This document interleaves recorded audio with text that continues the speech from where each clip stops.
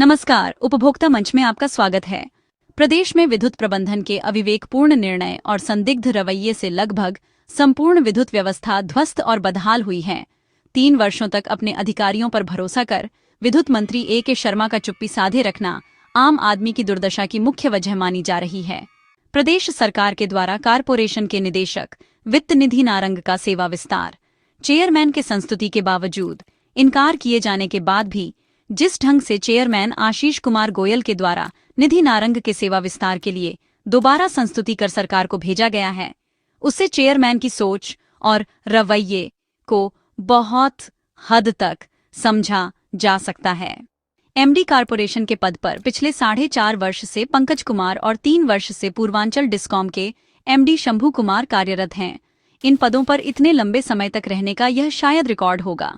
2 वर्षों से तैनात चेयरमैन A.K. गोयल से लेकर इन सभी के कार्यकाल की उपलब्धता 0 सन्नाटा माना जा सकता है। बदहाल हालात का ठीकरा फील्ड में कार्य कर रहे अधिकारियों और कर्मचारियों पर फोड़ना इनकी आदत बन चुकी है। पूर्वांचल डिस्कॉम की चुनिंदा स्थिति इसके उदाहरण है। वाराणसी, जो कि प्रधानमंत्री का संसदीय क्षेत्र है, उसकी समीक्षा खुद मुख्यमंत्री के द्वारा की जाती है। वाराणसी शहर के आधे से ज्यादा क्षेत्र में अंडरग्राउंड केबल पड़ा हुआ है, जहां अक्सर एक साथ कई फॉल्ट हो जाया करते हैं, लेकिन पूरे शहर के लिए सिर्फ 2 फॉल्ट लोकेटर ही उपलब्ध हैं, जिसमें से एक तो हमेशा खराब ही रहता है।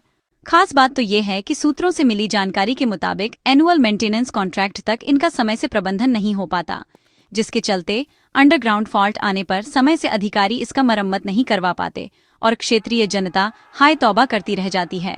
पूरे डिस्कॉम में प्रयागराज शहर में एक और गोरखपुर में हाल ही में खरीदा गया एक फॉल्ट लोकेटर मौजूद है।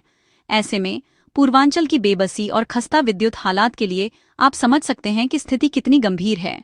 पूर्वांचल डिस्कॉम प्रबंधन के द्वारा जानकारी के मुताबिक केबल बक्सा स्ट्रैट थ्रू जैसे अनेक सामानों की घटिया और लोकल खरीद से आए दिन ब्रेकडाउन होते रहते हैं।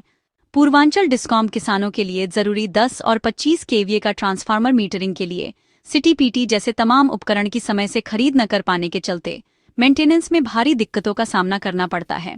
संविदा कर्मियों की छटनी का मामला खुद विद्युत मंत्री के द्वारा उठाया गया है।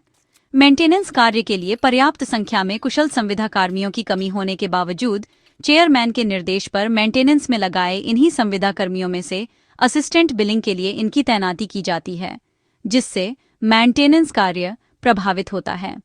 अधिकारी और कर्मचारी परेशान होते हैं, लेकिन प्रबंधन इसे समझने को तैयार नहीं है।